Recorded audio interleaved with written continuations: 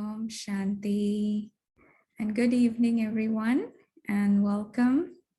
Welcome to our Saturday online workshop series here at Brahma Kumari's Los Angeles.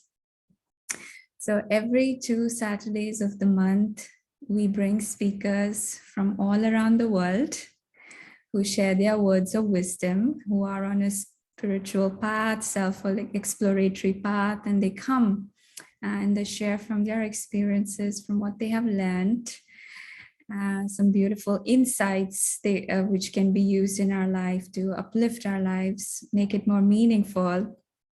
And today we have a very special speaker who really doesn't need an introduction because he's been with us for so many workshops and is part of the Los Angeles family. But we will still introduce him. His name is Vivek Kashyap, and he is a certified intelligence coach who brings clarity and insight in his client's life. He has studied and taught Raj Yoga for over 25 years and has conducted many workshops and programs on emotional mastery, mindfulness, stress reduction, heart intelligence, and many more. So he has successfully developed mindful communities in cooperative environments and has created open and connected environments where people can engage and get motivated from each other. So, Brother Vivek, very happy to have you with us today. Welcome, and over to you. Om Shanti.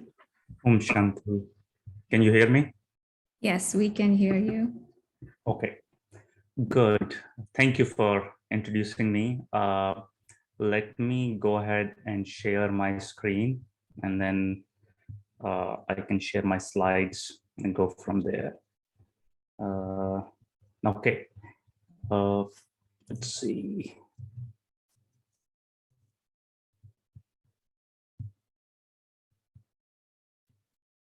Can you make me the host also, because it's not allowing me to share my desktop? Yeah.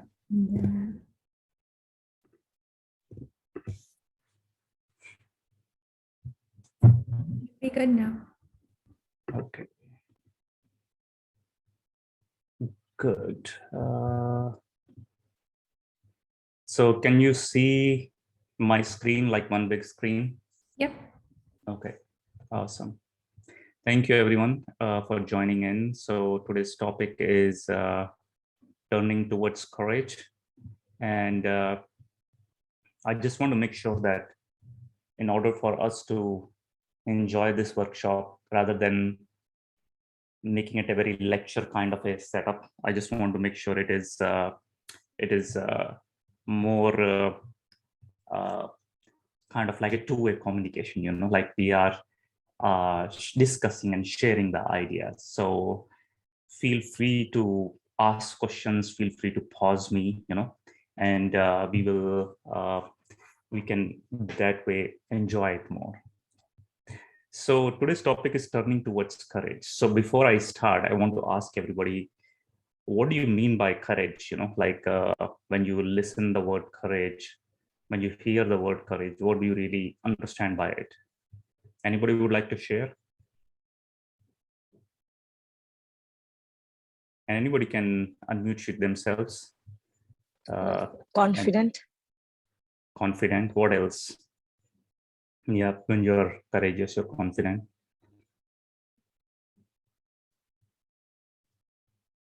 Anyone else would like to share?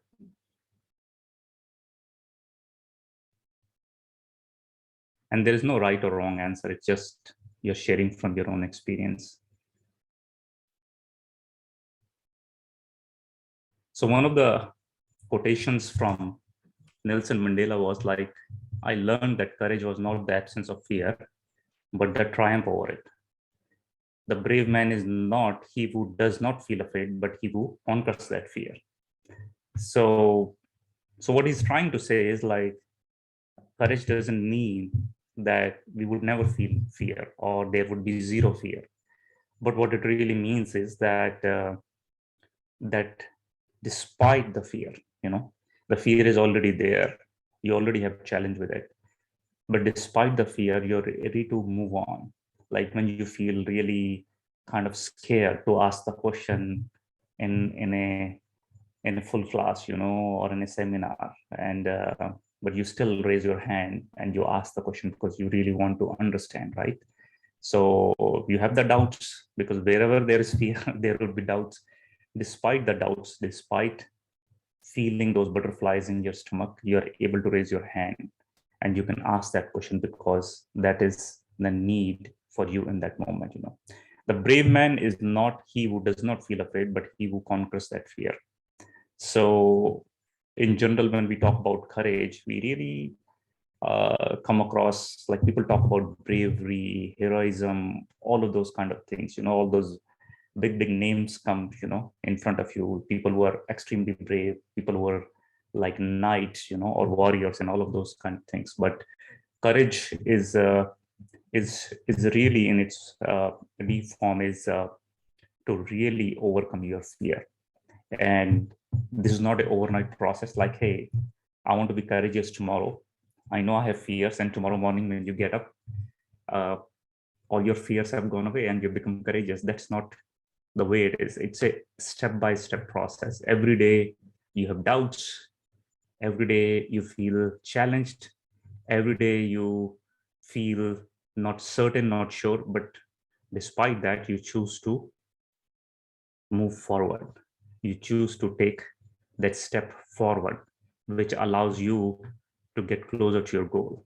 And then as you continue to do that, as you continue on that journey, every day taking a step forward despite your fears, you're moving a step towards the courage. So moving from darkness to light. So that's what the whole journey is. But as I was looking more deeply into it, what does courage really means?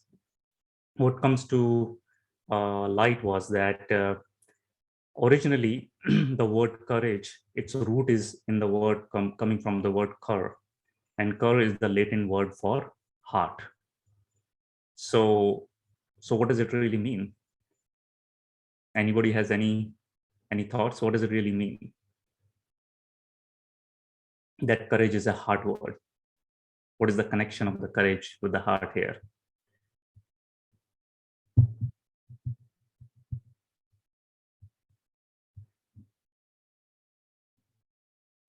You don't have to be shy, you can just share. So courage is a heart word. The root of the word courage is the Latin word for heart. And to speak one's mind by telling all one's heart. So what is in your heart, you are sharing that, uh, and you are in tune with that moment, tune with this moment, and based on that you are sharing from your heart. So that is the courage, and it ties with whatever we saw in the previous slide, that that there would be a fear, and you are working through that fear to really become triumphant over that. So courage is a hard word, and the root of the word courage is courage, which is coming from your heart, to speak one's mind by telling all one's heart. So in the day-to-day world, when we come across this, the other way which people look at it is that I need to be authentic. So people want to be authentic. So what does it really mean to be authentic? It also means like to be yourself, like be yourself. But what does it really mean to be yourself?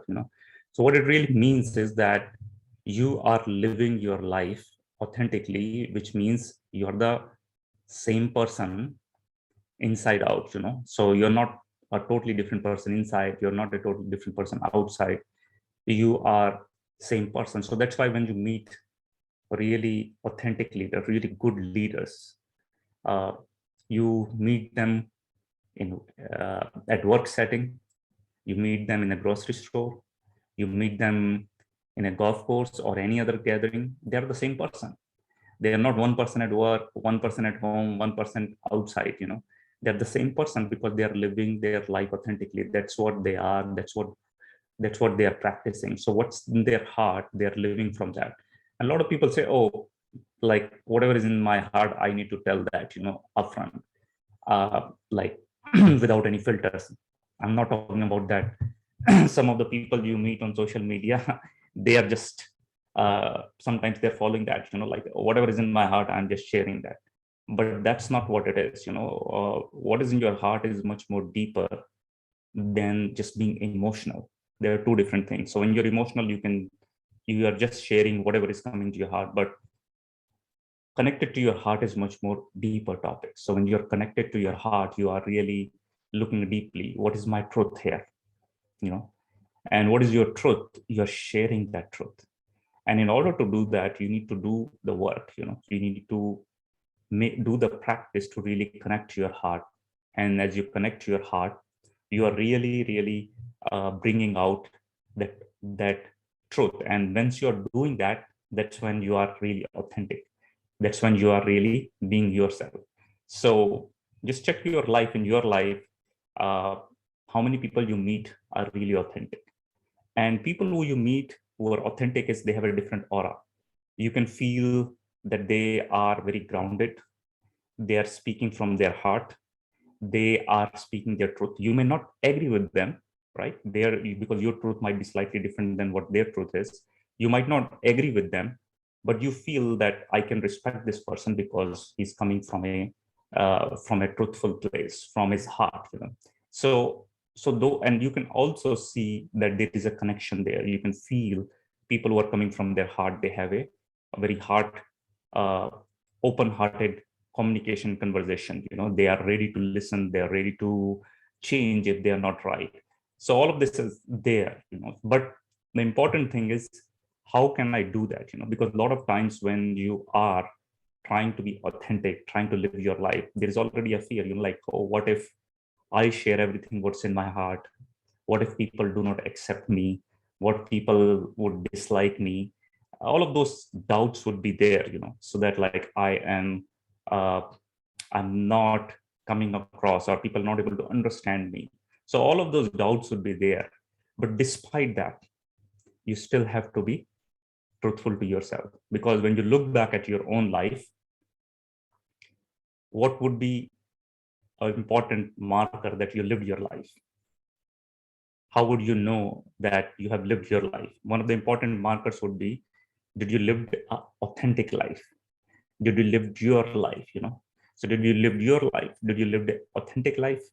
And did you live the life where you were able to share what's in your heart? So you are the only person who's going to ask this question to yourself. And the answers which would be really relevant or important is your own response to those answers, not what the world is telling you. World might be saying, oh, you did. But if you do not feel that way, that will not really make much sense to you. So that would directly lead to, if you're able to answer this question truthfully, and the answer is yes, you would be able to experience the fulfillment. You would be able to experience the authenticity. But to live an authentic life, to be really yourself, it requires a lot of courage. And a lot of courage is that courage is tied to, in some ways, your self-worth. You really feel worthy, and that doesn't mean overnight you would feel worthy. We all struggle with unworthiness of different types, things uh, which we have been conditioned since we have grown in a particular environment, like whoever were our caretakers, whatever conditioning they have provided us. The conditioning can come from a lot of different places, which is coming from your culture, coming from your religion, coming from your education. All of those things condition you. So based on where you're coming from, do you feel really worthy?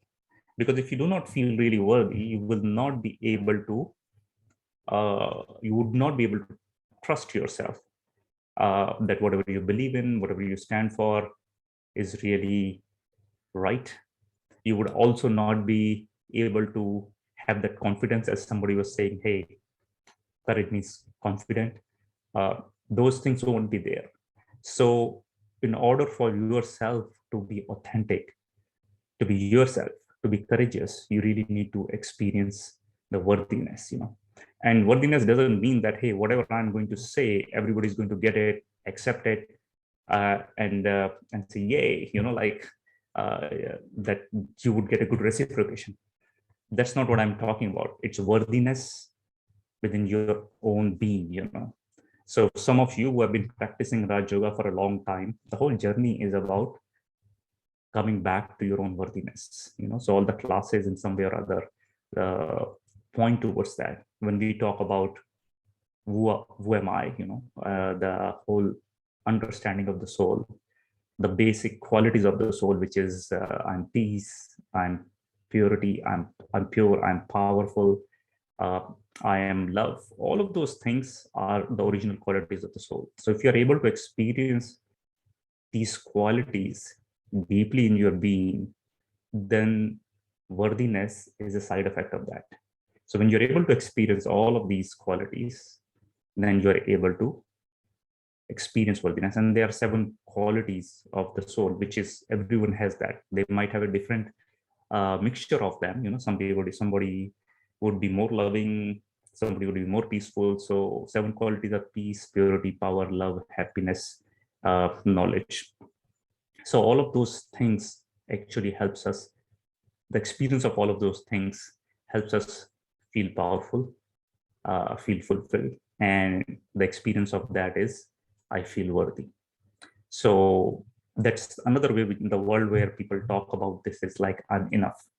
What they're really talking about is like I'm worthy. Yeah.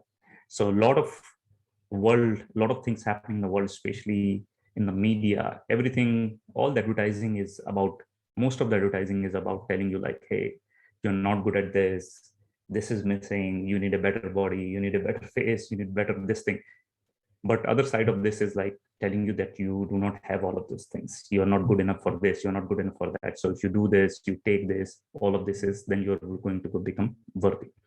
And what really happens as we are growing throughout from our childhood, we are being conditioned. And as we are being conditioned, what really happens is that somewhere something happens which takes our worthiness, you know. And that worthiness is always there, but it gets suppressed.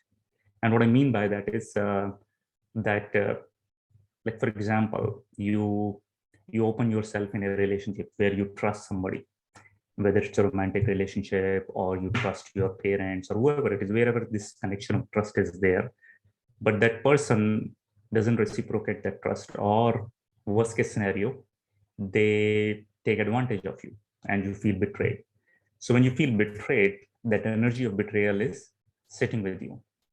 So when that energy of betrayal is sitting with you, in cases where there is abuse kind of a scenario, you lose your worthiness. You know, you don't feel good enough about yourself, or you beat yourself up. Like when somebody takes advantage of you, you beat yourself in a way like, hey, how did I allow this to happen? You know, so you are putting yourself down. So when you put yourself down in that situation, you are disconnecting from your worthiness. You're putting your worth down. So if you really are a worthy person, you would not look at yourself in that way that, oh, I allowed this to happen.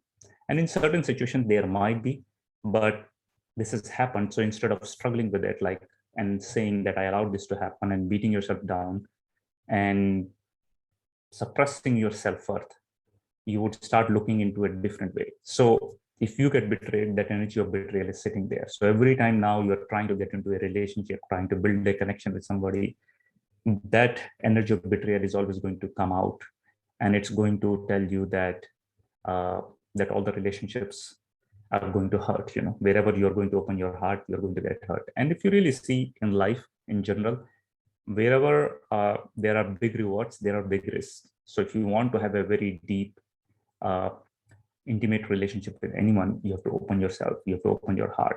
And when you open your heart, there is always a chance that you might get hurt, but you take that chance because it leads to a deeper connection. You have a heartfelt relationships. But when that betrayal is there, that energy is not being healed, it stays stuck there, and then it becomes the lens through which you are going to look at the whole world, and you are also going to look at yourself through that lens. So your belief system becomes like all relationships would lead to hurt, right? So that kind of a thing. And especially if that relationship uh, is the original relationship, like your caretaker, your parents, your mother or father, that has not been a happy relationship, or that is the person that is one of the person who has hurt you, that's going to condition you around relationships even worse, so all of these things. So once you would actually create an environment in which you are not able to experience your worth, when you're not able to experience your worth, you're not able to express your truth. When you're not able to express your truth, you're not being authentic. And when you're not being authentic, you're not being able to express your truth, then you will not have the courage, to really follow your heart fully. So ultimately, you might say, hey, this happened, like somebody betrayed me, or that happened. All of those things happen because of which I am staying in this place of fear, staying in this place of not being worthy. And that's all okay. But at the end of the day, who is responsible for your life? You are. And how do you know you're responsible for your life? Because all the actions you're taking, all uh, the karmas which you're doing, there is a return of that karma, right? So who's going to experience the return of it? It's you, not somebody else. And even though somebody else has done whatever they have done, but ultimately it's your responsibility to heal yourself from whatever has happened, to free yourself from all the conditioning, to free yourself from all the doubts, so that you can actually live your life. You can live your life from your own heart, right? Your own authentic life. Because everybody goes through whatever they go through, even though we would feel uh, that I have a really tragic story, something really terrible happened with me. And there would be like some extreme cases, but in general, most of the people, they feel that is what has happened with me, and because of this, I'm leading this life with fear, or not being authentic, or whatever it is. Or maybe like you are a uh, very enthusiastic child, like you are always asking questions and all of that, and your caretakers shut you down, like, hey, you always ask too many questions, just keep quiet, and then you lose your curiosity, you lose your enthusiasm to ask, so you shut yourself down. So so with that, you feel like this something is missing, right? So all of those blocks needs to be healed, but the problem is, when these things happen, we were very young, and we didn't know how to make sense of everything, so when that happens, then we need to give in order to be okay with this block, whatever was created, right? uh, I need to give myself some story, so that I could be at peace with it, or I can have some kind of a closure. It doesn't matter the story is right or wrong, but as long as there is a story and you can find a meaning in this, that would bring you certain kind of a closure, so maybe the story you might give in that scenario where somebody betrayed you, oh, i I was, it was my poor judgment, right, that this thing happened. Or you can give a story that, hey, all the relationships are hurtful, see, I've seen it in between my parents, I've seen it among all the people who I love. So that story, you give it and you live your life with that story. And then when you're connecting with people as you grow up and you are moving forward with your life, then all the thoughts and everything is coming out of that same belief system, because that's the story you have given, and based out of that, that belief system is now running your life. And when that happens, then all throughout, you are allowing yourself to live your life based on a belief system which was created when you were 7, 8, 9. How much intelligence a 7, 8, 9 years old person has, like, for what life experience they have. But yeah, you become 50, you become 60, but the belief system is still the same. So ask yourself, that is this the right belief system which I have to hold on to and live my life from that? And the challenging part is that, because uh, whatever has happened, so you create the thoughts and stories around it. And then the amount of times you repeat those stories to yourself, maybe that thing happened a couple of times. There's an old belief system. So there was a story of this little girl who was crying was in the bedroom by herself, and she felt a little scared because of some sound, and she started crying and she started calling out for her mother. And her mother was on the other side of the house in the laundry room and trying to do her thing because she was taking care of the whole house. And she called and her mother didn't came, so she was really scared. And then she tried to call her mother, and her mother couldn't listen to her, couldn't reach out to her. And then she felt, oh, her mother doesn't, like, my mother doesn't love me. And imagine this thing happens a couple of times. Now, how true is that story? There is no truth in that story. It's just the mother wasn't there to hear her. But she felt abandoned, she felt rejected in that moment, and she created that energy that, hey, my mother doesn't love me. So that she created, first there was a fear, and then it created that energy, that block of abandonment.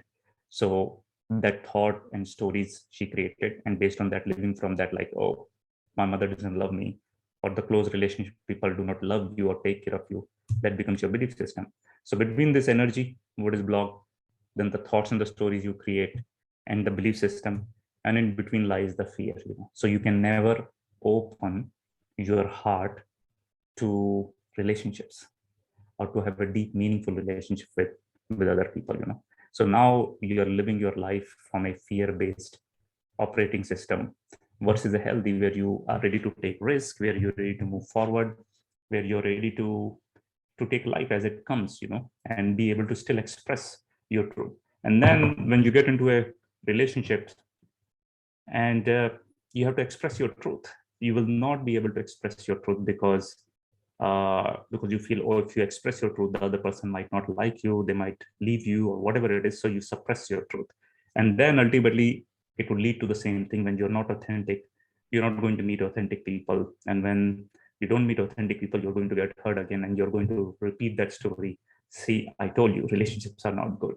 So you're coming out of fear-based operating system. What you are broadcasting, that's what you are, uh, and that's what you are attracting. And when you're attracting the same thing, that's the law of attraction there, which is working. So what you're feeling is what you're broadcasting, whether you are aware of it or not. uh, and then that's what you're attracting. So you're not attracting what you're thinking most of the time, but what you're feeling. So the block is of that energy of betrayal, of abandonment, of rejection, whatever is there, that's what you're feeling all the time, and that's what you're rejecting. So sometimes we suppress this also so deep that we don't want to be in touch with it because it's not a comfortable energy. So we try to disconnect with it. So first to be aware of it, then to heal it, and then to overcome it. It's a journey which doesn't happen overnight. So as we become aware that, hey, this is the block, this is the underlying pattern, that's why my behaviors are the way it is, and what is the underlying fear, then you go to the root cause of the fear, and when you try to take care of it, then you slowly start getting back your self-worth. So I hope it makes sense. Anybody's any questions or any thoughts, anything you want to share? Does it resonate with you, or uh, you have any other comment on this?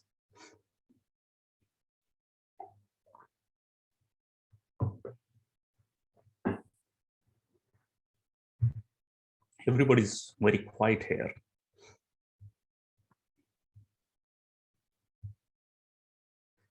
Does it make sense, whatever I shared till now? You can even put it into the chat box, yes or no.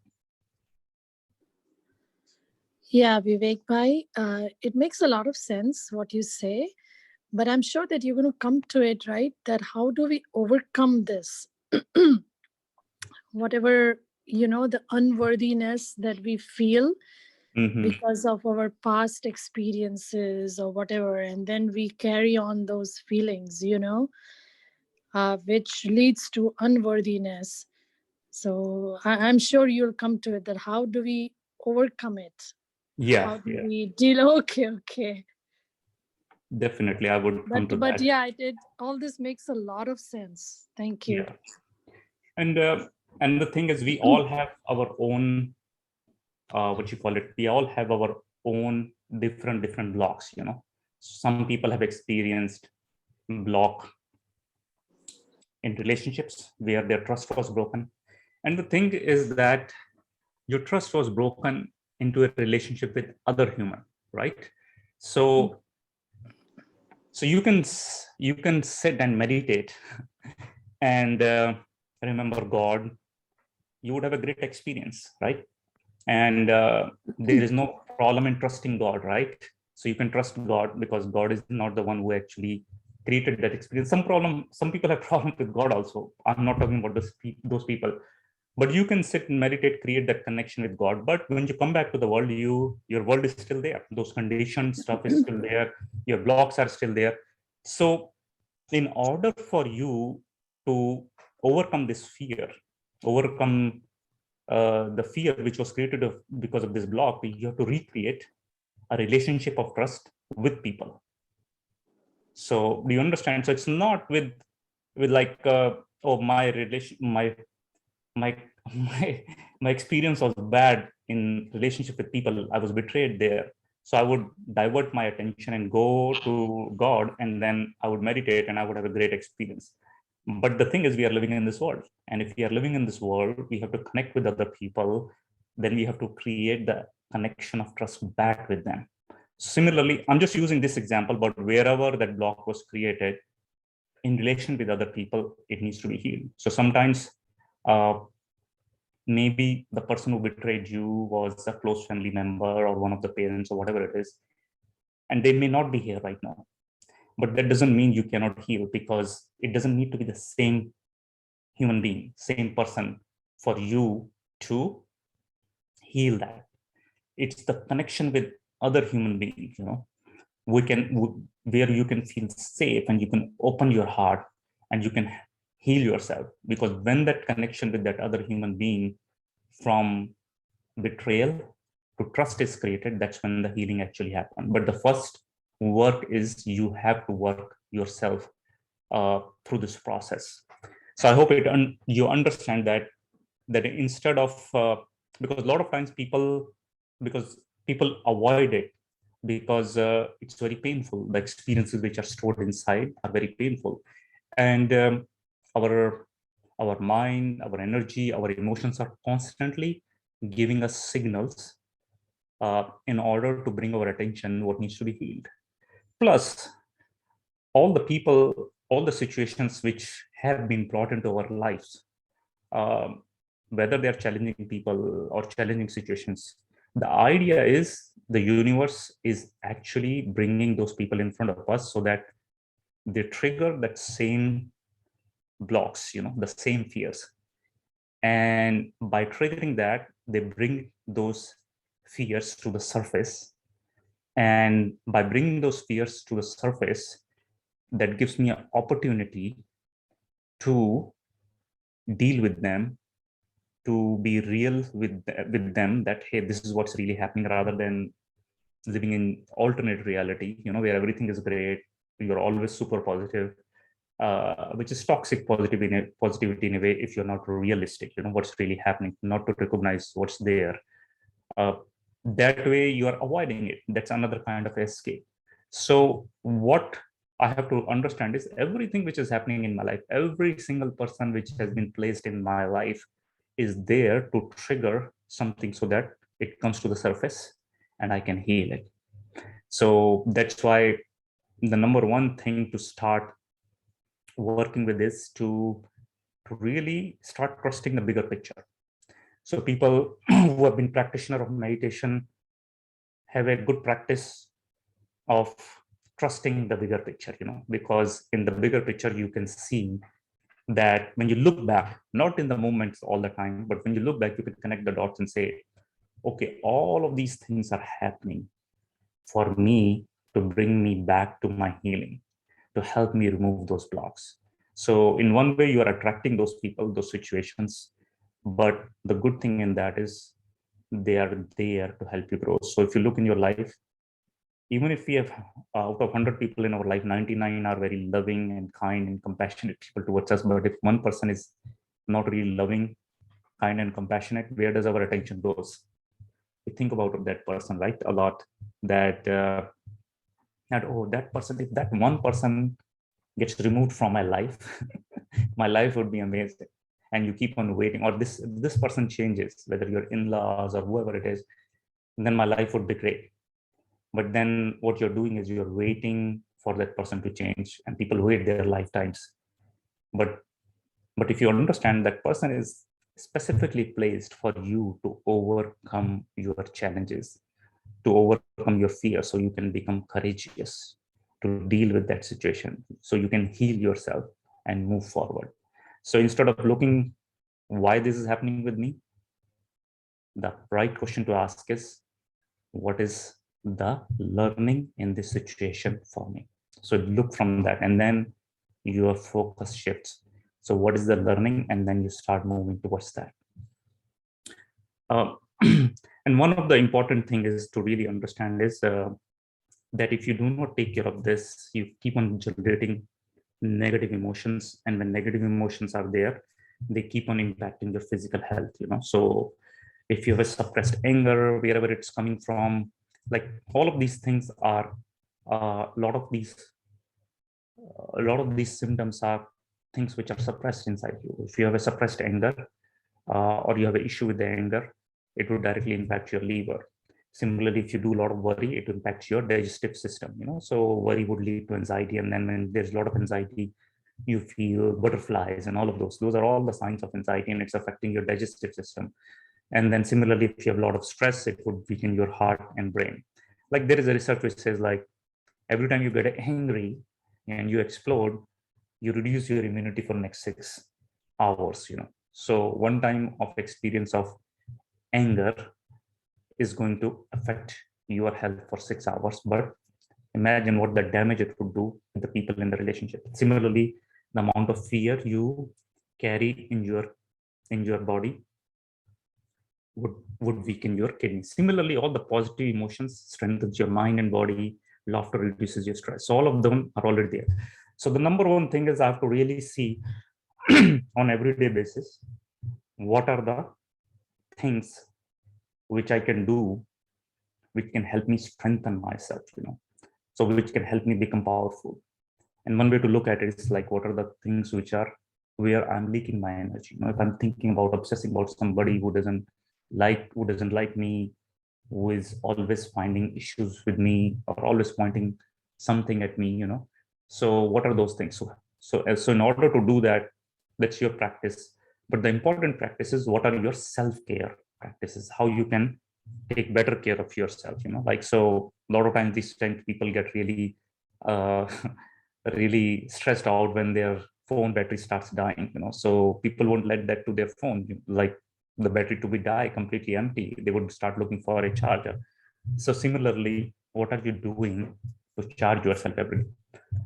People who are practicing meditation every day, that's a really great practice, But what are the other things which are helping you become more stronger, more focused, uh, in more focused in uh, into your own self, so that you can listen to those signals which I was talking about.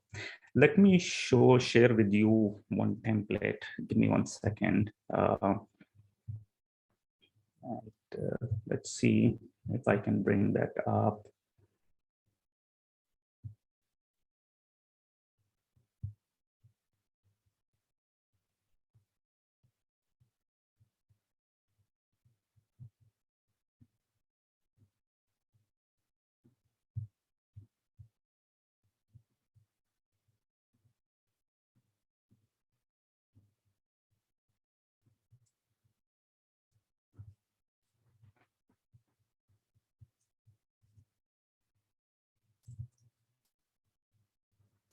So anybody has any question, anything else which you want to um, which you want to ask, as I'm looking for that template.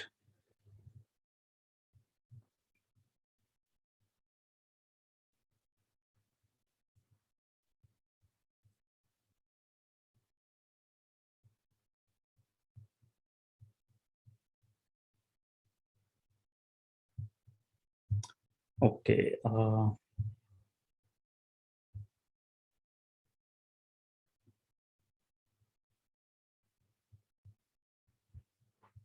So the next step, what we have to really do is to really look into how we can go step by step into our healing journey, So let me share again.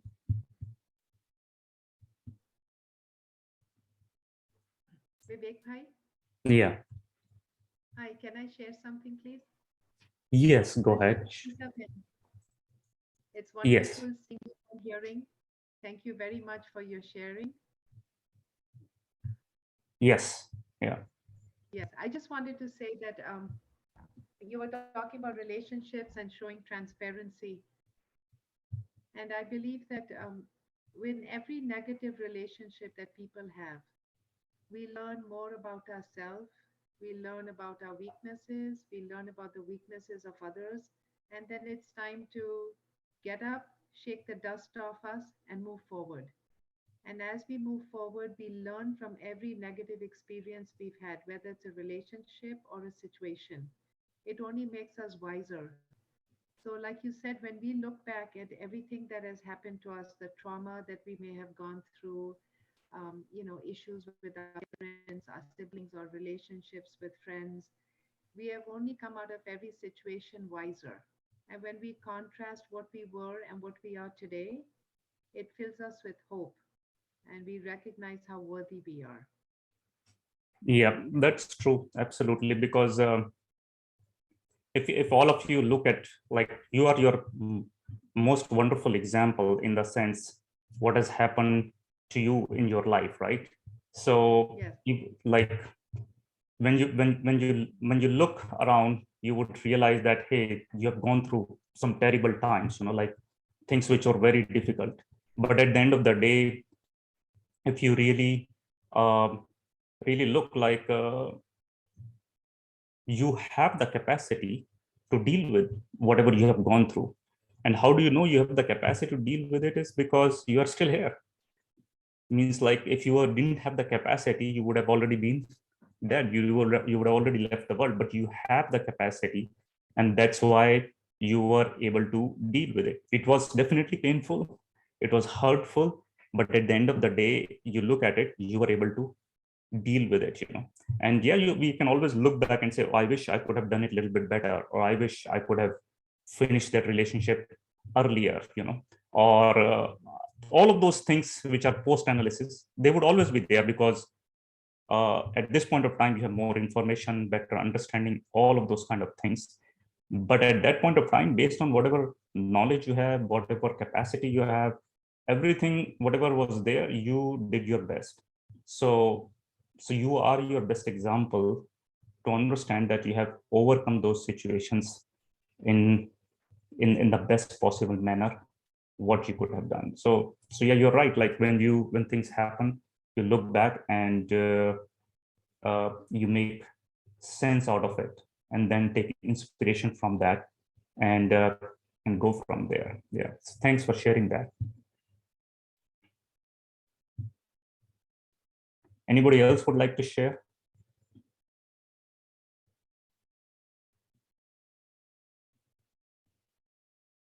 Okay, so I should have it with me right now. So yeah. Okay, so let me share my screen again and go from there.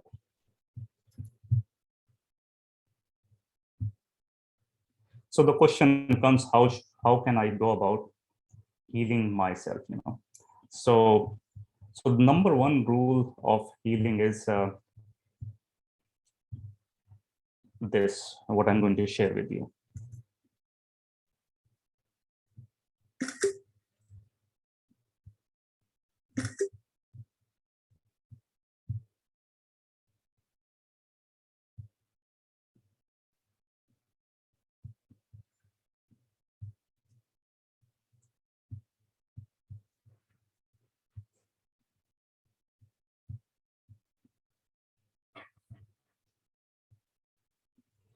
So if you can see my screen, let me know. See, the number one rule of healing is what you can feel, you can heal. And what you cannot feel, you cannot heal. So So what I'm talking about here is in context of the blocks which are there. So if there is the energy of betrayal there, and like, it doesn't mean everybody would have a very deeply traumatic experience, but things over a period of time which happens, like, for example, you want to share your truth, you want to express who you are or what's in your heart, but every time you wanted to do that, you have been suppressed.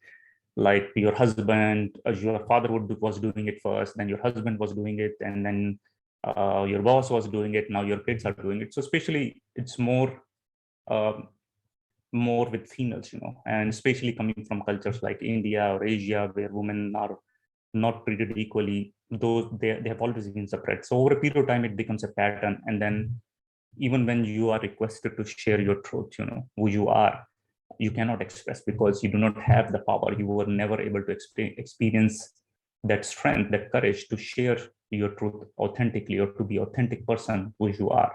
And then as I was showing you all the things of how you suppress whatever you're suppressing, then it comes out in your body in different illness. So in women, like a big thing is like thyroid related issues or issues around your throat. All of those things are part of that suppression over a period of time. So the golden rule of healing is, so you actually go and feel that block, and blocks could be at different places. Like a block could be uh, like if it's betrayal in your heart, there is a block, there is a block of betrayal. So now medical science is slowly getting more advanced in the sense to understand. So now medical science has a term, like for example, if you really trusted somebody and they broke your heart, or they betrayed you, and there would be a particular kind of a symptom which would be there into your heart area, which is now in medical science called broken heart syndrome. So you can go and look into it. So all of these different blocks, similarly, somebody has taken away your power, or didn't allow you to stand in your power. It would affect your solar plex. That's where the block would be. And similarly, if you were not able to express your truth, it would be the block into your throat. So all of those are different blocks. And if you understand the chakra system, it would help you understand those chakras are blocked. So when you start looking into the signals more deeply, you would realize that the signals are always coming. In certain relationship, you're not able to speak your truth even if you wanted, even though that relationship encouraged you, but you were not able to experience that courage to share, because the fear was coming from the past that, hey, last time when I said this, when I was a kid, I was shut down. I might feel the same way, that this person would reject me. So in order to avoid rejection, I keep my mouth shut, but even though that person is asking you to express yourself, but you don't feel safe enough to share that. So what we do is we actually have to go back and look where that block is. The problem in this whole story is that our mind always create obstacles in helping us go deeply where I need to feel that block and feel it so that I can actually release it.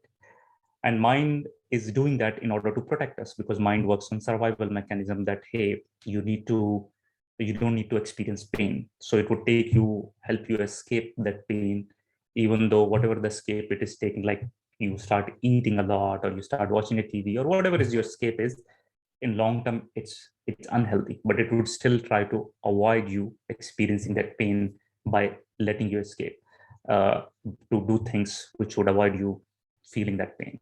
But the real thing is to really go understand it, really go deeply. So in order to do that, you need to follow a very simple 3-step process. One is to be really present. And what I mean by present is to be really present in this moment, not being distracted in your mind, not being caught up into your mind or your emotions also.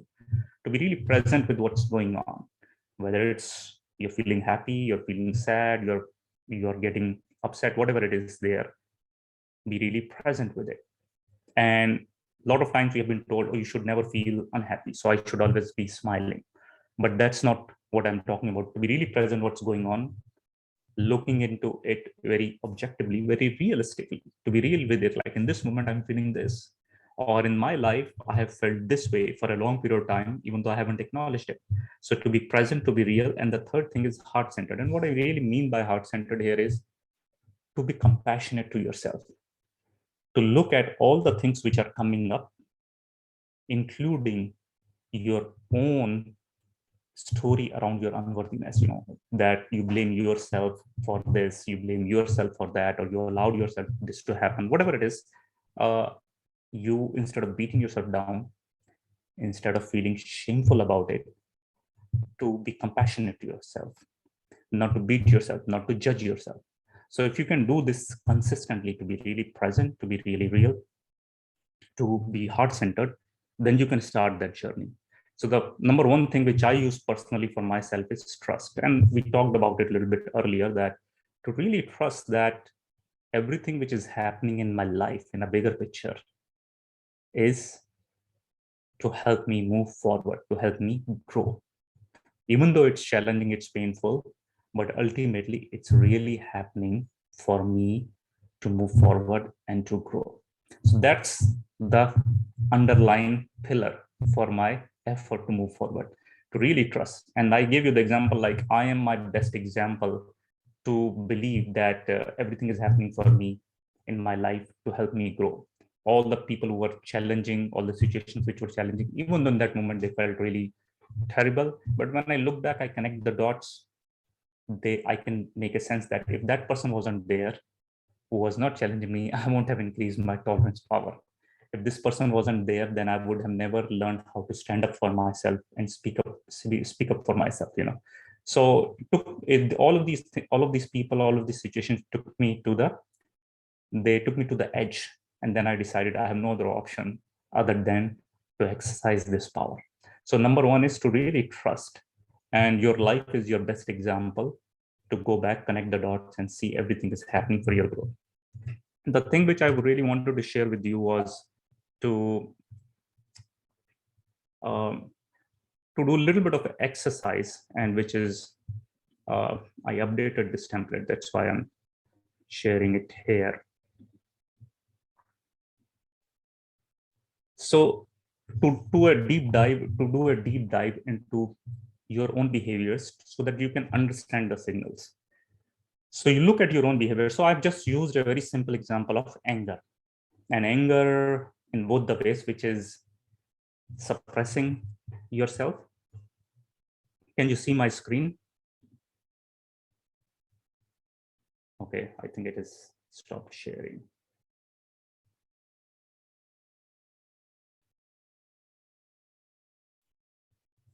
So I hope you can see my screen. So to really do a deeper analysis so that I can understand where the signals are coming from and what are the key areas. So I've used the example of anger. So what was the action or behavior that you showed? So one way of expressing anger is you let it out, right? The second one is you keep it in, which is like suppressing your anger. Both of them are dangerous in their own way. And what I'm trying to say is that both of these behaviors are wrong. What I'm not saying is that anger is bad. The unhealthy expression of anger is bad. And what is unhealthy here is think of the energy of anger as a fire. So when you feel angry, you feel really hot, right? In the sense, because that's the energy of the fire which is there. It's the same energy which brings in passion in your life, right? So which is basically to help you achieve new goals, new milestones in your life. But if the fire is not managed in a healthy manner, it can burn the forest, right? The way you are seeing in the nature, there are a lot of fires and they're burning thousands of acres of land. But it's the same fire. If you can manage it, if you can tune it, that same fire can come through your stove and you can cook a wonderful meal.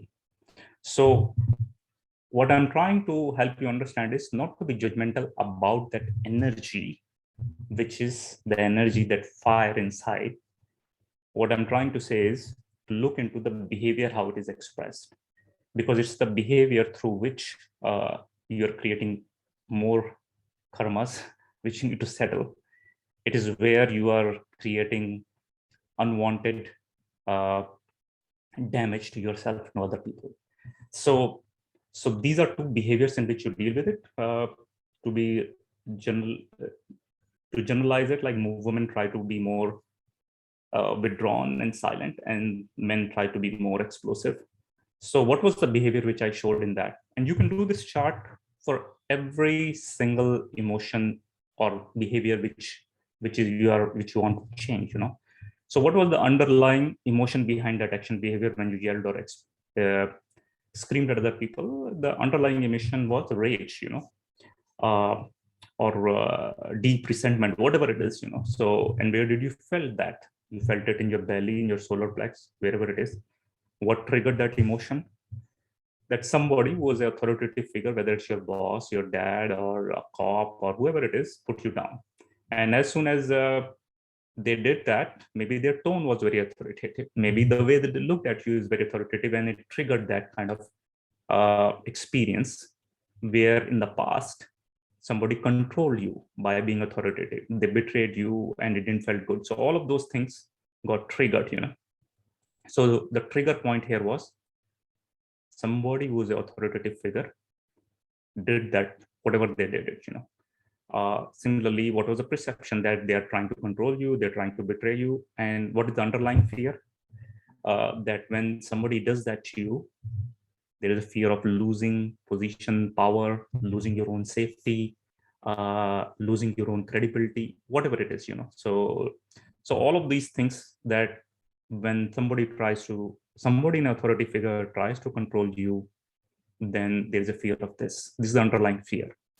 And then in order for you to shift this, so you have to really see what I can do to stabilize in this moment. So when you get really upset, really angry, the number one thing is how I can stabilize myself in this moment.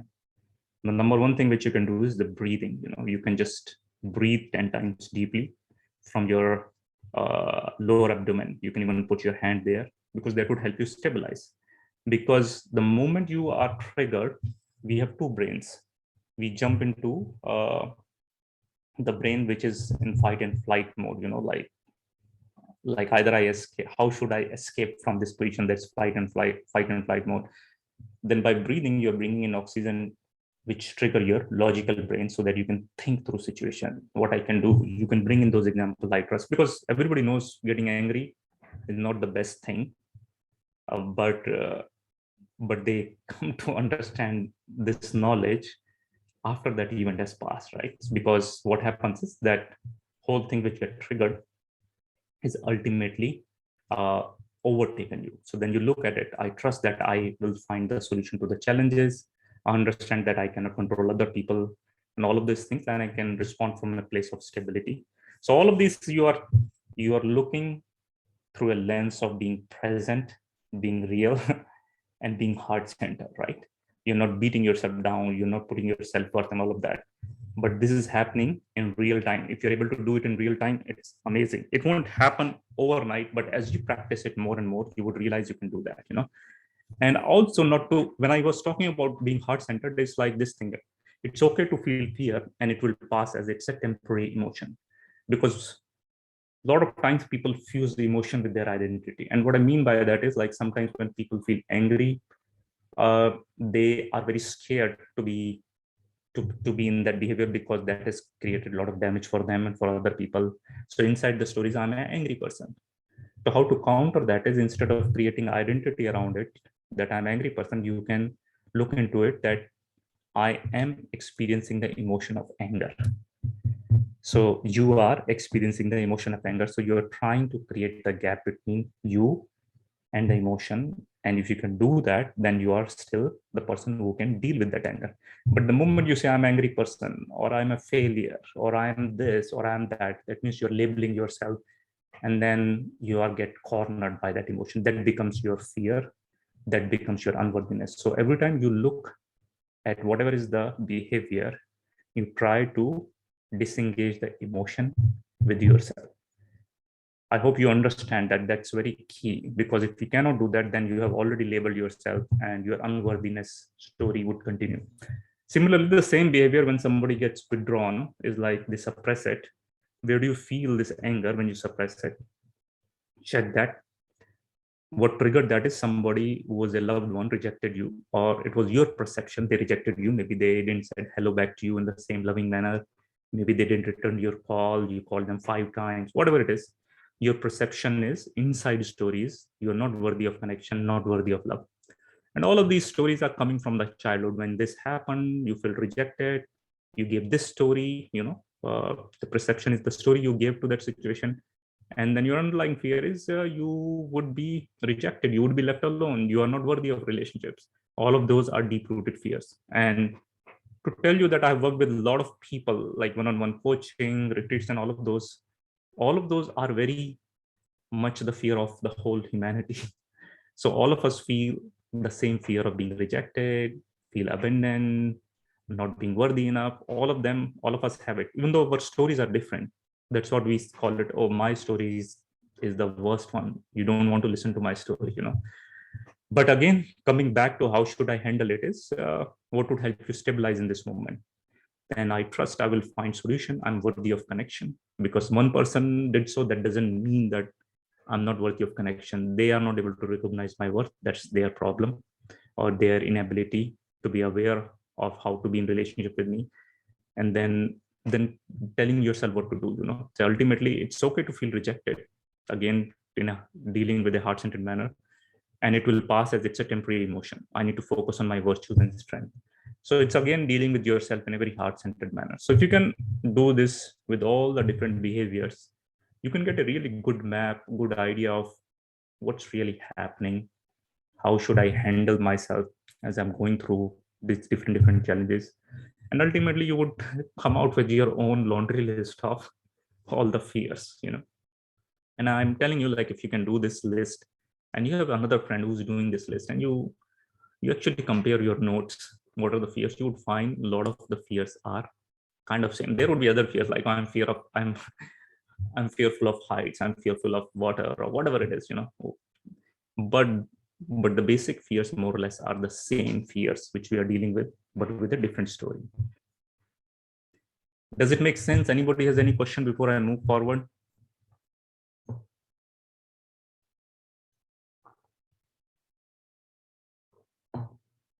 If it makes sense, can you type yes?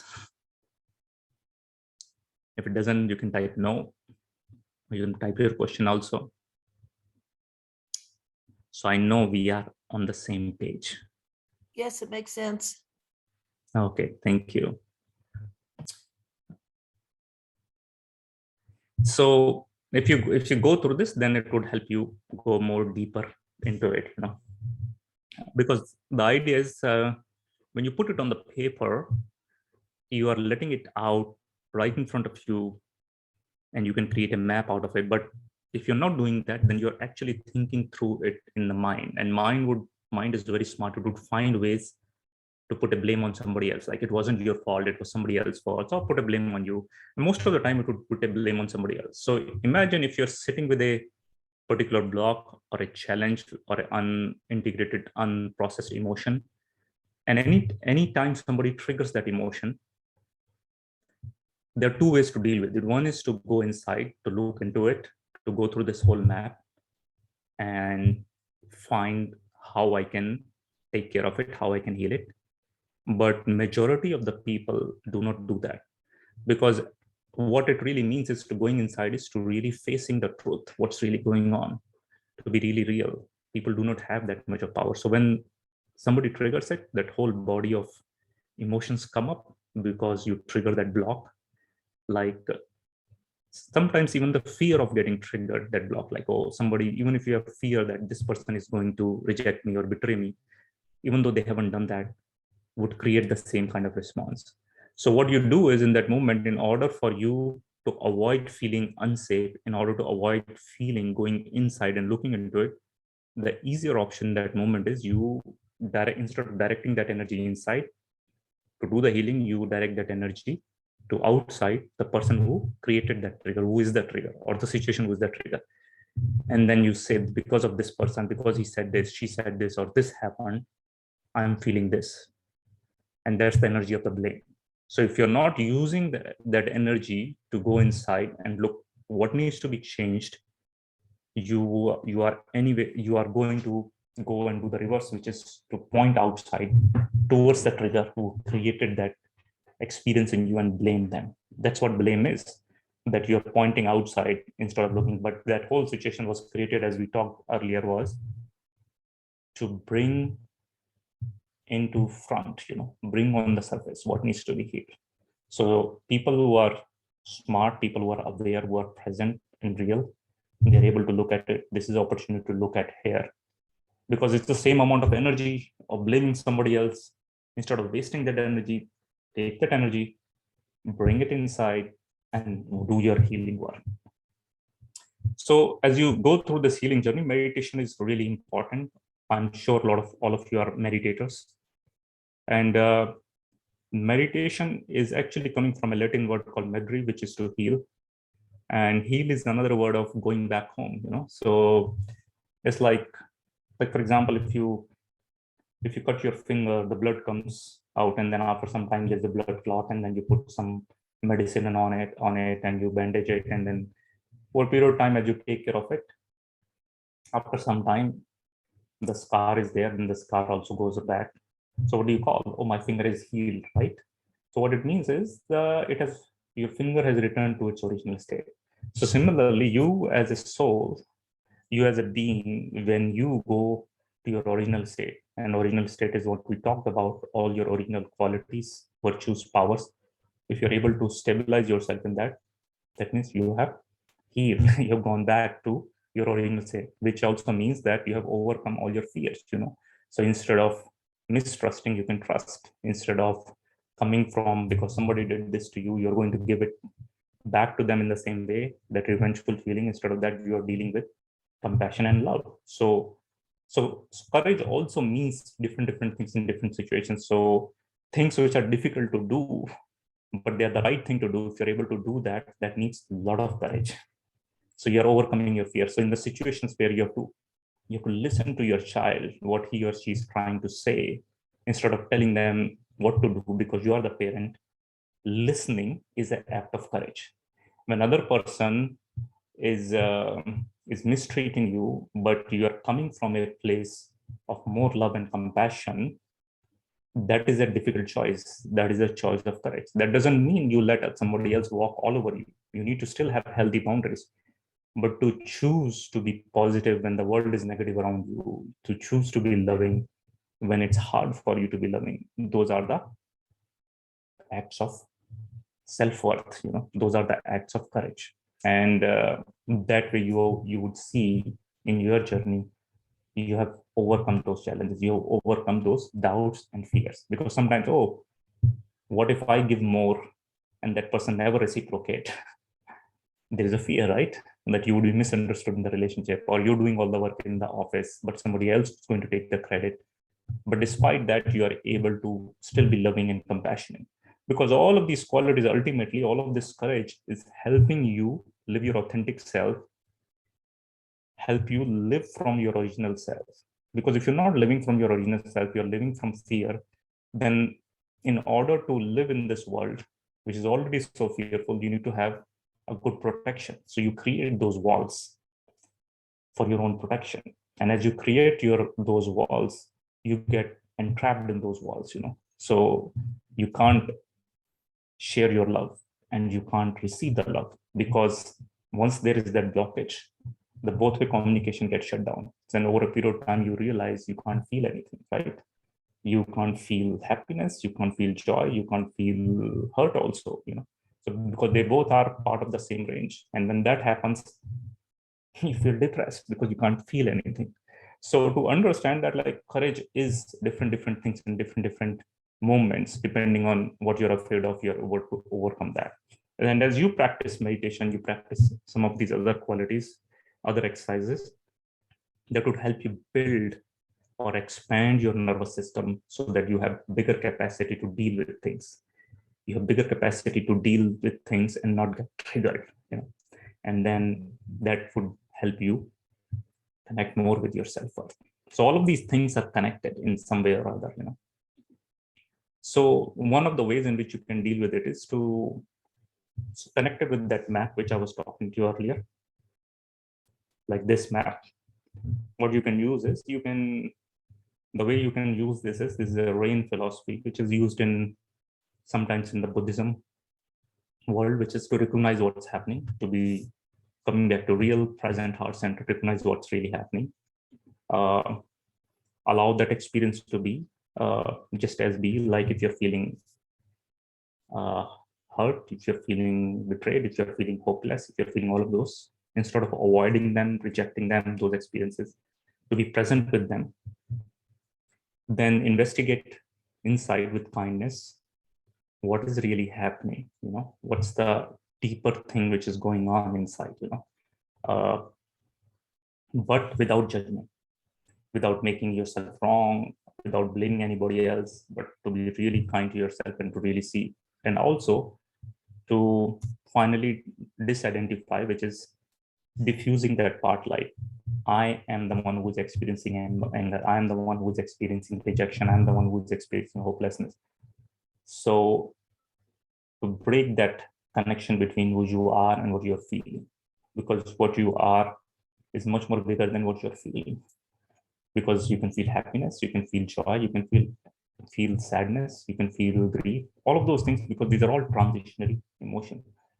But to disengage from that is giving yourself space and opportunity to see what's really happening. So this is like a long-term analysis. But in the moment, how you can deal with it is like when you get triggered in that very moment. Like my wife came up with a concept called boat. I think in one of the workshops I shared before. So boat is to breathe in that moment. What's really happening, to really breathe through that experience, because breathing gives you space, brings your brain into the logical brain rather than none, which is in fight and flight. Then O is to observe what's really going on in this moment. I'm upset, I'm triggered, whatever it is. And A is to accept that in this moment I feel this way. I feel powerless, I feel hopeless, I feel really angry, I feel whatever it is, again without judgment. And then P is to transform. So both is breathe, observe, accept, and T is transform. So in this moment, what can I do? So if you're really feeling angry, you need to really let it out, express it in a healthy manner. The healthy manner of doing this is like what I can do. I can go for a jog, I can go for a run, I can do a workout. And the days you are angry, if you go for a workout, you probably have a best workout. And some people use that anger, let me clean the house or whatever it is. How do you transform in that moment? And when you transform in that moment, then you can look into a very different light. Then you come back to the same situation. Now you go through this, how I can deal with it in a healthy manner. So maybe that person is always saying something to you which is hurtful. Then you can go and have that conversation with them. You can create a healthy boundary with them. So be aware based on that. But instead of getting triggered and coming from that place, be aware what's going on. Sometimes we keep on avoiding having a difficult conversation because we want to avoid conflict. But we are not being truthful. We are not expressing our truth. We are trying to avoid that difficult conversation. The other person keeps on taking advantage. They keep on pushing down the. So the right thing to do in that moment is to have that conversation, but not from a place of trigger. If they keep on pushing the envelope, one point of time, you would reach your limit and you would get triggered. And then when you get triggered, you get upset, you explode or whatever it is. And then in that moment, that person in some way or other is the one who is actually controlling you because they're able to trigger you. But if you're able to manage that trigger, come back and then have a relevant conversation with that person, then you can have a more objective conversation and you won't feel bad. Otherwise, you get triggered first of all, and then you explode, and then you feel bad afterwards. It's like layer and layer of again creating more less self-worth. I hope it makes sense. And then you have to find ways. These are all the ways that you can do self-care. But one of the really important ways to do self-care is to create safe space where you feel safe to express yourself, where you are not judged, where you're not feeling like somebody's trying to fix you or unnecessarily trying to give you advice when you don't want them. So safe space is like sometimes you find a good friend or a group of friends with whom you could be very open, very authentic. You can share what's going on. If you're upset about something, you can ask them, I want to share in this moment, but not from a place of victim. Like so victim people are always, they always have a sorry story going on, but because you have to express it, because that is a safe space where you can express yourself. Sometimes people come to meditation center, which is a safe space also, where you can express yourself to whoever is the teacher there, who can give you the right guidance after listening to you. But find a safe place, because safety is the number one thing. More than love, we need safety first, because we are wired for survival first. So safety is like, can I feel safe in this relationship to express myself? Like even in a very loving relationship, like you have a very good set of parents or a very good partner, but if you're going to tell them what's going on with you, they might worry. So you would say, I am not going to tell them, because they would unnecessarily worry. So you avoid telling it to them because you do not feel safe. The safety here is that they would get worried. So their worrying would create unsafety for you, so that you will not share it with them. So even in good relationships, you would not feel safe to share. You would feel safe to share with a person who's like, I'm going to share with this person and he's not going to worry about it. He would listen to me. He's not going to judge me. And he's only going to give me advice when I ask them. And a lot of times, like majority of times, I have seen 60-70% of the healing is somebody can listen to you, or you can listen to somebody, and then it becomes easy. You let it out. Sometimes as you are sharing, you hear the story and you come to your own conclusion, your own story. So creating safe space is really important, to find those people, find that community, find that a relationship in which you can feel safe, so that you can express and you feel supported, and they can guide you. So I hope it makes sense. So these are some of the techniques in which you can come back to your own heart by healing whatever is blocking your heart. And by doing so, you can connect with your worthiness. By connecting to your worthiness, you can connect to your truth and share your truth. And by sharing your truth, you can overcome your fear, and you really live a very courageous life. And that is the need of the hour, to be authentic, to be real, to live from the heart, to be the courageous one. Does it make sense? Anybody has any questions? Because I would pause here. Do you see the connection of all of those things? How it works, how they are deeply connected. Being courageous is deeply connected to your self-worth and the journey you have to take to heal yourself, so that in order to come to your self-worth, you heal yourself from all these blocks. And by healing all the blocks, you come in touch with yourself. I would do a very small meditation to guide you through how do you listen to those signals? How do you work with these signals in real time and become more aware? I still practice this exercise. I still teach my clients this exercise. So it's like a free gift for you, so you can practice it as you go along. But before I do that, I want to ask if there are any questions, any comments, any feedback.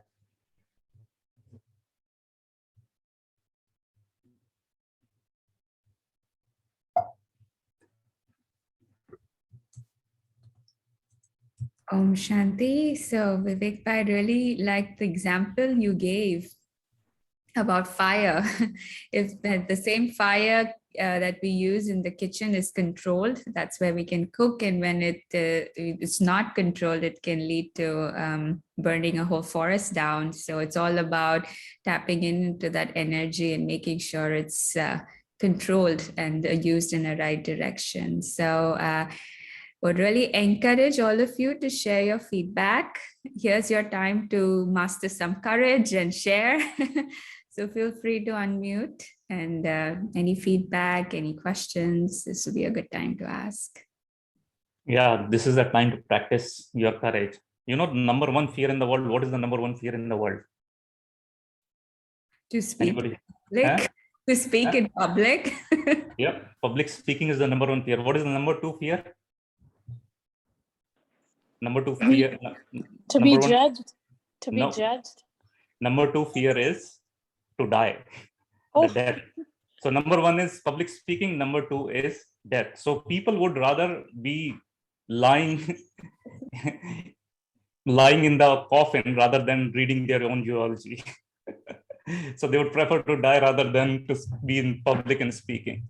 So this is your moment to share what you want to share. I have also put my email. If anybody has any questions later, you can also always reach out to me. Somebody was saying something. So Vivek bhai, is this are we going to get a copy of this recording of this session, of this workshop? Because I'll have to listen to it like 10 times, It was so good. It was so good, but, I'll have to kind of still listen to it. So all our workshops are recorded, and we have a channel on YouTube which is called BK Los Angeles. I'll put the link of that channel in our chat box, and within 2 to 3 days the recording will be available for you. Thank you so much.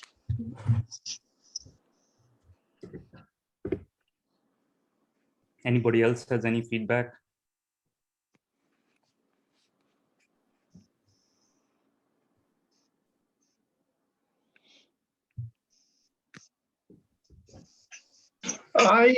This is Anil. I attended only part-time today. What I want to find out from you, I have listened to a couple other workshops from you earlier. Was there any incidents in your life which motivated you to look for this and how it transformed your life, as an example? And you don't have to share it if it gets into personal, but I find that sometime hearing from people whose life have been transformed through some real life event is always inspiring. Over. So first of all, nothing drastically tragic happened in my life. But what really happened was like I was raised by my maternal grandparents since I was 7-8 months, and because I was somebody else's child, they wanted to raise a perfect child, because in some ways it was their honor also. So I grew up with my maternal grandparents and uncle and aunts, and they were very it was a lot of tough love kind of a situation, and I was probably more sensitive.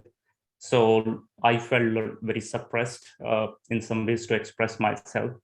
But in some ways it was good that they were always focusing me on my education, my academics and all of that. But at the emotional level, at the energetic level, I wasn't really able to express myself to be who I am. And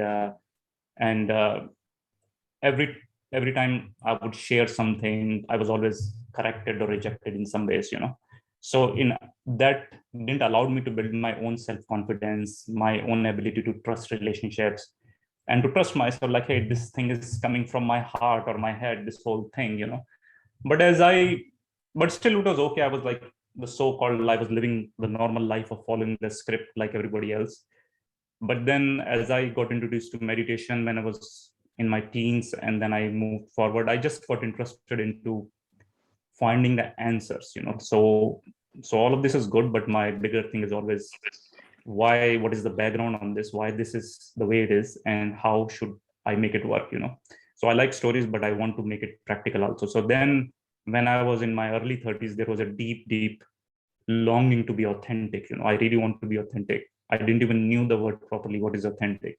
And I really wanted to live a life what would help me live a fulfilled life, not just because I have a job, I have a good job or whatever it is, all of those things are good, but to live an authentic life. And so I started following whatever was coming from my own heart, what would give me joy, in this moment. So I like music, so I started doing DJing. But after some time, I realized this is not the thing I would do throughout my life. I got interested in photography. So over a period of time, I did 3-4 different things to really find what I'm really passionate about, what I really need to do in my life. And then I come across, along this, I was very much benefited by the Raj Yoga meditation, because it gave me that background, that platform, the trust part, which I was talking to you about. But then I came across few teachers who helped me understand the deeper things which I shared with you around what are the blocks, how I can recognize them, how I can release them, how I can be authentic rather than be suppressed in my own journey, just to please other people, just to say yes, sir, all the time. So all of those things we do. When we have to say yes, we say no. When we have to say no, we say yes, because somewhere some block is there. We need acceptance. We are afraid of rejection, all of those things. So as I went on this journey, I realized I can handle all of that. And then that was the whole thing. And as I became better at what I was doing, I said, I should share this with other people. And I started sharing with other people. As a kid, I was a very mischievous kid in my school. So I troubled all my teachers, right? So the biggest fear in my life was, what if I became a teacher and I get a student like myself? It would be very hard for me to handle myself. But then behind that fear was like, it was my passion to share and teach with other people. So I overcome that fear. So started sharing with other people. So that whatever benefited me through my own personal experience, I can share with all of you, so you can make that change in your life and live a more fulfilled life. So that's my little story. Thank you for sharing it. Appreciate it. You're welcome. So, but during this whole period, you have been working, like it's not like you became a monk or no, what I meant to say, you are living a life. Okay. Yeah, Professional life or whatever you call it. Yeah. But that's it. Okay.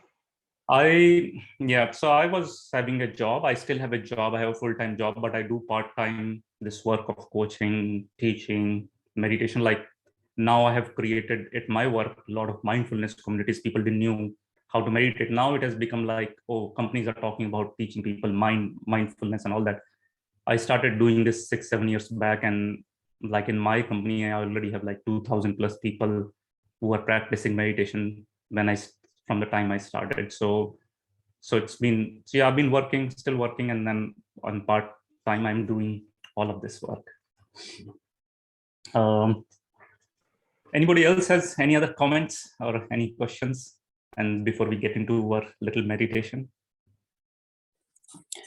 Question G. How I know, and I think I'm better than what I was. How do you deal with persons who are all the time getting angry? All the time. You try to patch, let's say, mother and daughter fighting, and you try to bring about peace in them.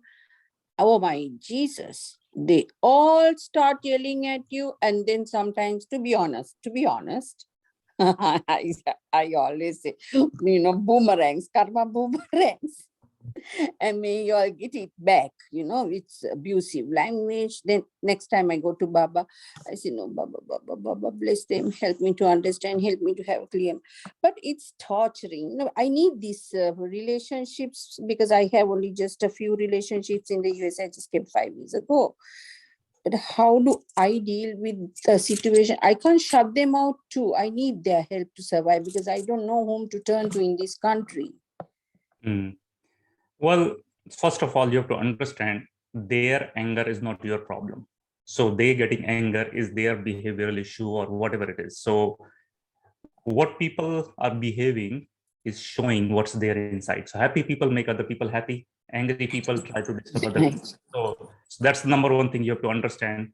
People are doing to others what they have already done to themselves. Even though from outside they might look very strong, all sorted out, they're figured, but no. Like people who control other people, why they are controlling other people? Because they have a deep fear of things going out of control. So they're really scared that things would go out of control. That's why they have to control all the external circumstances, external people. So people do things what is already happening to their inside, even though outside they would fake it very well that, oh, I'm all in control. So it's not to take it personally, number one. Second, to create that strength inside, that when somebody is shouting in front of you or abusing you, you do not get triggered.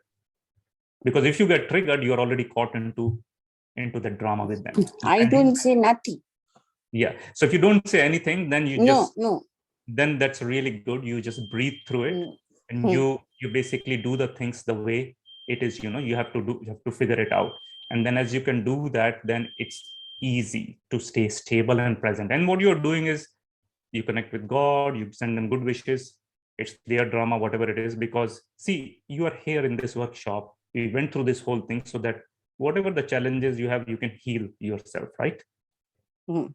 They have to take the same journey wherever they go, whatever teacher they Mhm. follow, in order to heal themselves. But if they're not ready to do that, they're always going to blame somebody else for what they're going through. They're So, not but going leave to. them alone. But it's me. I want to know how to adjust because I had to say hi also to them. That's freaking out. But hi, how are you?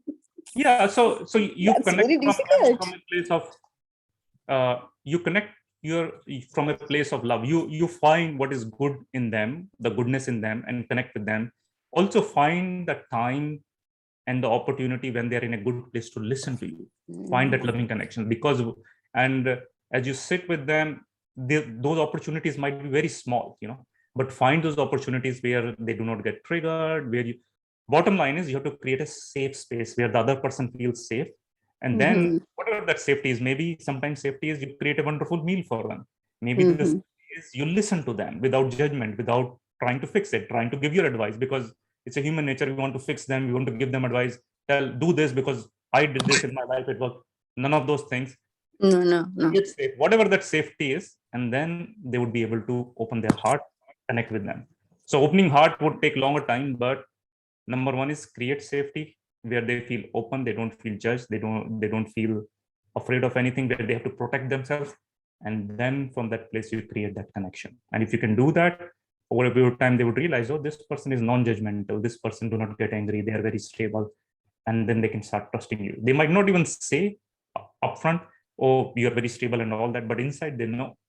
And They know because this is a 5-year thing where the mother and daughter couldn't live together, and that girl was really uncontrollable, and everybody said, give up, you can't do it. I said, no, let me handle it. And my God, no, she's 75% changed, but both have a bad temper. So let it be. And also, can you repeat the both BOAT you taught B is just about? breathe, B is Breathe. breathe, O is observe, A is accept, and T is transform, both. Okay, thank you, And G. one more thing just want to share is, a lot of people, especially in Indian families, Southeast Asian families, people have mental issues where they need medical attention. But a lot of us do not recognize that. We said, oh, he's like this, his behavior is like that. So recognize that behavior. I encourage them to see a medical professional who can diagnose them for who it is, and rest is their journey. But the number one thing is the person has to first feel like there is something I need to change or transform, and then they can look for solutions. So it's not your job to do it for them if they're not. No, not me, because the young girl is into marijuana. The mother is manipulating the daughter, and it's mother's behavior pattern that she has. So the Let's marijuana do thing is- meditation, I think. Yeah. Let's go ahead. So Thank you, G. you Thank focus you. on But your story is all the time same. yeah. Okay, let's do meditation. Okay, so let's so bottom line is focus on yourself. So let's do a simple meditation.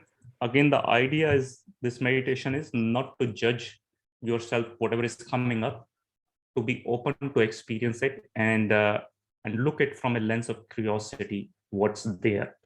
Again, it's a exercise to be curious rather than being judgmental. Okay, so sit relaxed, feel your feet on the ground, feel your back supported by the chair, and what we are going to do is we are going to go through different parts of us: physical body, emotional body, mental body, to see what's really happening, what are the signals which are coming from there, and recognize them non-judgmentally. So scan your physical body. So take a deep breath in and exhale. Take another deep breath in and exhale. And just give yourself permission that next few moments we are here, just to be curious to see what's really going on, to understand the signals. Keep your spine erect so that the energy can flow.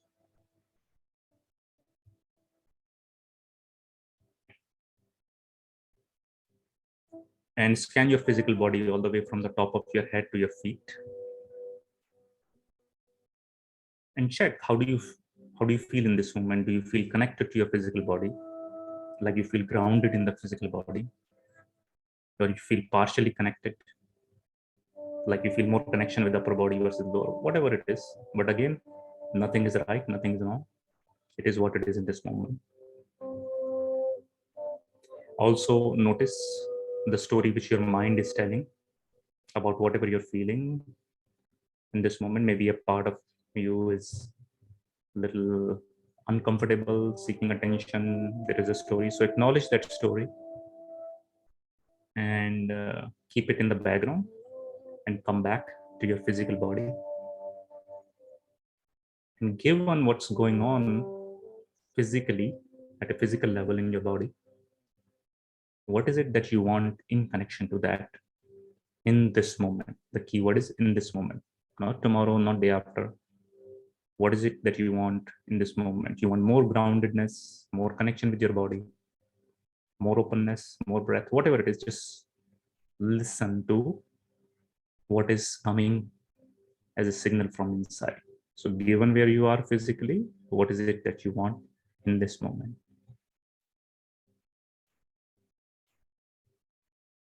And whatever is there, give yourself permission to experience it. You can even speak out loud, I want this.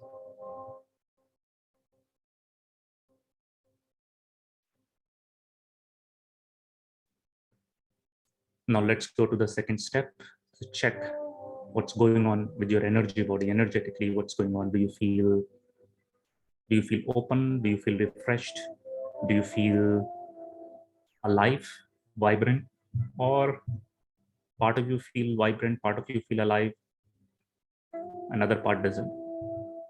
Or you feel completely flat, like there is no energy. And that's okay too. Either way, it's all right. Again, no judgments. And notice if there is a story your mind is telling you're feeling this, less energy, more energy, whatever it is because of this and that. Just acknowledge that story and keep it aside and come back to your energy body. What's the energy that's going on? Energy is the chi, the prana, the life force inside, in the aura around you also. So all of this is your energy body.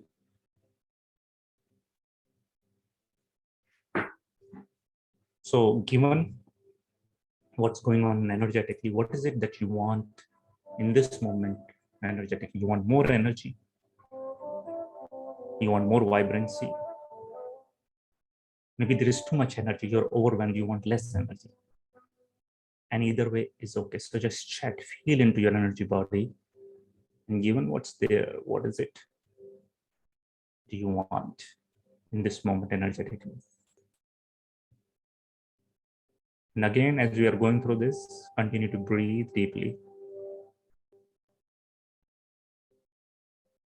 And notice as you acknowledge what you really want in this moment, like you want more energy, you want a little less energy, or you're good where you are.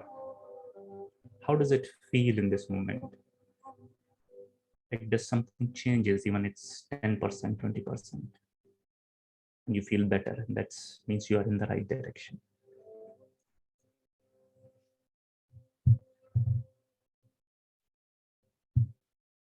Now let's go to the next step. We are going to check what's going on emotionally for us. So emotionally, what are the emotions present right now? Are you happy? Are you excited? You're joyful? You're peaceful? Or you're anxious? You're scared, sad, whatever it is. Either way, it's okay. You could be happy and sad also at the same time. Like calm and a little worried at the same time also. And notice the story which your mind is telling you around it. That you're feeling this because of this is the story, this is the background. And the story may be true or not. But either way, keep the story aside and come back to what you're feeling. Also notice where are you feeling these emotions, in your chest, in your throat, in your belly, wherever it is. And You can breathe directly into that part wherever you're feeling that emotion. And notice the change.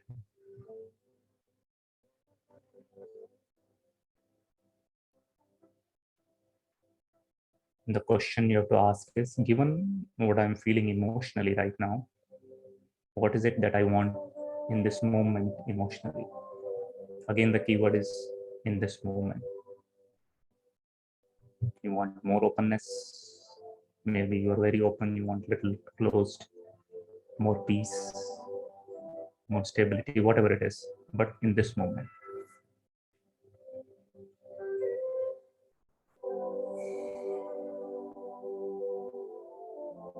And given what you share, see how you feel in this moment. The next step is to check what's going on mentally in this moment. In your mind, how's your mind? Is it open? Is it peaceful? Is something too much going on? Either way, it's okay.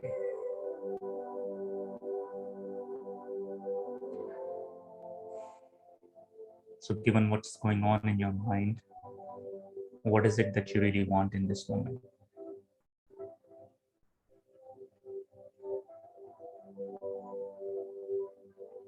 The next step is, I want you to connect to your soul, that part of you which is all the innate goodness, and from that connect to God, universe, whoever you believe in.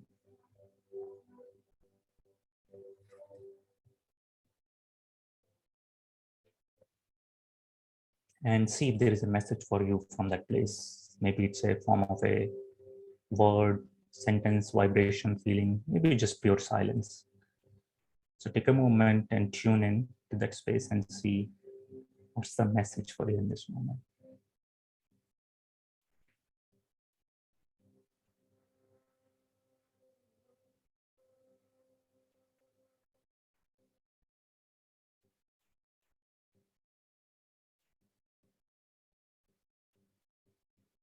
And given what's the message, just acknowledge it. See it resonates with you. And the last step. So I want to invite you to step out or zoom out.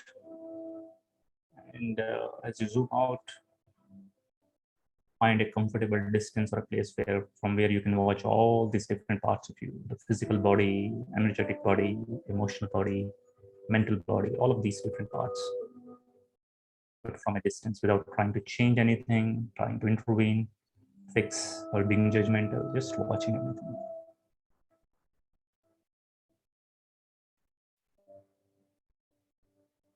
And now bring your awareness to who is the one who's observing everything in this moment.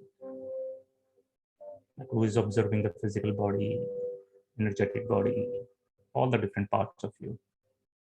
So turn your attention towards that. Who is the observer? The idea is not to look for an answer or search for an answer. The idea is to stay with the question in this awareness, who is the observer here? And bring your awareness on this observer.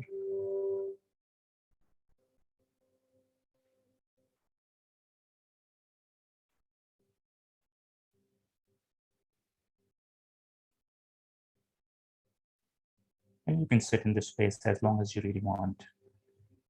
So I would pause here. But stay with the question, who is the one who is observing? Who is having the awareness of everything? And see what signals you get overall as you've gone through this journey. What information you get, what awareness you come out with. So take a deep breath in. Whenever you're ready, you can connect back to your body, your limbs, feel your limbs, feel your body. You can open your eyes and see how you feel in this moment. Again, one way or other, there's nothing right or wrong. It's just what it is, and accept that. So thank you, everyone. Thanks for listening. And back to you, Sneha, then. Thank you so much, Vivek Bhai. That was absolutely wonderful. And the link to the but the YouTube channel has been posted. So you can pick up the link from there. And also the website link has been provided, the Los Angeles Brahma Kumari's website. So that's it. I'm sure you had a wonderful session and the meditation was absolutely great. We all felt we were on the boat. We were feeling the emotions, the feelings within, and how to really direct it to the right place. So thank you so much. Thank you. Thank you. Thank you, Om Vivek. Shanti. Om Shanti. Thank you. Are you still living in Florida?